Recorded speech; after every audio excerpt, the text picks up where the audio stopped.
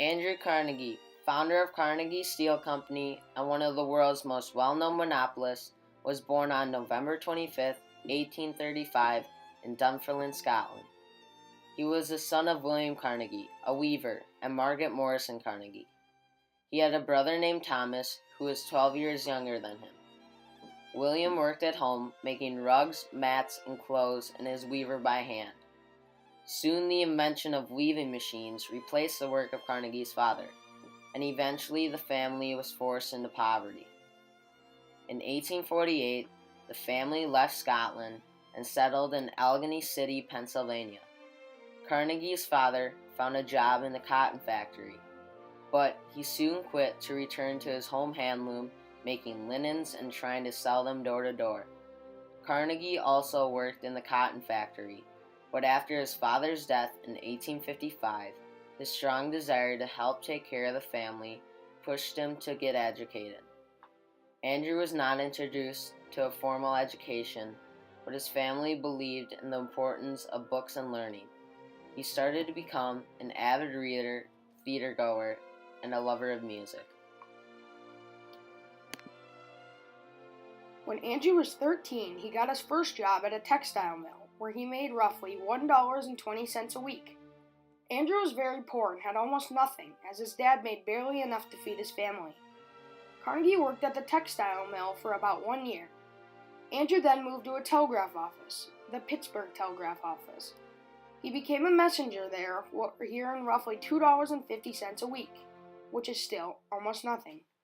While he worked at the telegraph office, he got promoted to telegraph operator after a while working there. He then started making $20 a month. After 4 years of working at the telegraph office, Andrew takes a job at the Pennsylvania Railroad as the personal telegrapher and the assistant to Thomas Scott, and is paid $35 a month, which is a big step up from his previous salaries. Andrew learned that steel could be a good industry to enter into, and he realized this while working for the Pennsylvania Railroad Company. Andrew could not just jump into the steel industry and become rich. Andrew had to work his way up from the absolute bottom. He then realized he had to invest, but the question was, what was he going to invest in? Andrew decided he would invest in sleeping cars. Sleeping cars are railroad cars that have beds and berths, therefore named sleeping cars. Andrew took a loan from a local bank and invested $217.50 in the Woodruff Sleeping Car Company. After about 2 years, he began receiving a return of about $5,000 annually, more than 3 times his salary. In 1859, Carnegie becomes the superintendent of the Pennsylvania Railroad's Western Division. He is now in charge of his own department and earns a salary of $1,500 per year. He and his mother moved to the suburb of Homewood. In 1861, Carnegie works for the Union Army. After Confederate mobs in Maryland destroy railroad lines, Carnegie assists Thomas Scott in supervising repairs. While working on the railroad, Carnegie notices that telegraph lines have also been cut and stops to repair them. When Carnegie arrives in Washington, he joins Scott in organizing the railroad and telegraph lines to Virginia. Carnegie then takes the money from the Woodruff sleeping car investment and invests the $11,000 in an oil company in Titusville, Pennsylvania. After a year, he gets a return of $17,868. In 1862, Carnegie travels back to his birth town, Dunfermline. In 1863, Carnegie's income is $42,000. About half of Carnegie's salary comes from his investment in oil, and only $2,400 from his salary at the railroad. Also investments in the Piper and Schiffler Company, the Adams Express Company, and the Central Transportation Company contribute $13,000 of his salary. In 1865, Carnegie and Associates reformed the Piper and Schiffler Company into the Keystone Bridge Company. They see building bridges with iron rather than wood. A man named Tom Scott loaned Carnegie half of the $80,000 he needs for his investment. 2 years later, in 1867, Carnegie and his associates from the railroad founded the Keystone Telegraph Company. The company receives permission from the Pennsylvania Railroad to string telegraph wire across the railroad's poles, which stretch across the entire state. This is such a valuable asset that Keystone is able to merge almost immediately with the Pacific and Atlantic Telegraph Company, allowing Keystone's investors to triple their return. This is huge in helping Carnegie for his monopoly. In 1872, on a trip to England, Carnegie visits Henry Bessemer's steel plants. Carnegie's company, the Freedom Iron Company, in which he founded in 1861, had already been using Bessemer's process of making steel for years. While on this trip, Carnegie realized the commercial potential of steel, and after the trip, Carnegie returns to America with plans to expand his steel business. In 1875, Carnegie opens his first steel plant, the Edgar Thomson Works, in Braddock, Pennsylvania. After the opening of his first steel plant, this was the start of the great Carnegie Steel Company's monopoly of the steel industry. Over the next 26 years, the Carnegie Steel Company thrived and stayed on top of the steel industry, making Carnegie millions and millions of dollars. This monopoly changed the way steel was made forever with the invention and use of new and revolutionary equipment.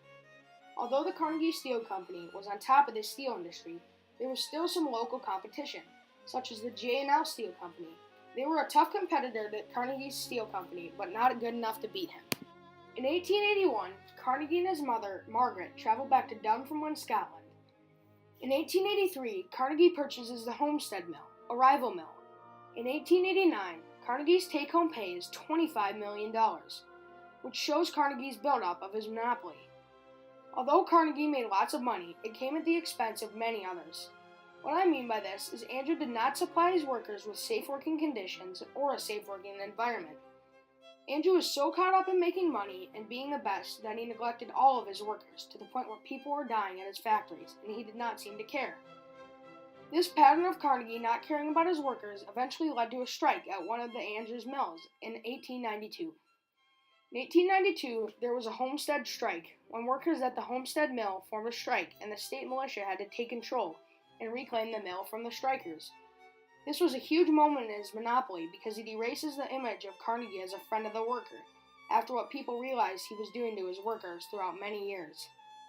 In 1900, Carnegie's annual steel income is $40 million. 1901, Carnegie sells his company to J.P. Morgan for $480 million, thus the end of Andrew Carnegie's amazing monopoly. After Andrew sold his company to J.P. Morgan in 1901, he realized all the awful things he had done to other people, so he decided he was going to dedicate the rest of his life to being a philanthropist and donating all his money to aid and help the education of people. Andrew donated almost all of his money. This shows he was a very remorseful person. Carnegie became interested in donating his money to libraries and universities. He also funded Lake Carnegie and many theaters, including Carnegie Hall. On August 11, 1919, in Lenox, Massachusetts, Andrew passed due to bronchopneumonia, a disease caused by inflammation of the lungs beginning in the terminal bronchioles.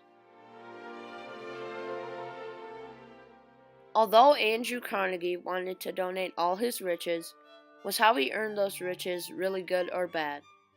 Although he donated almost all his money to help educational centers and many other projects, was it to give back for the harsh working conditions and scummy things he had done in the business world?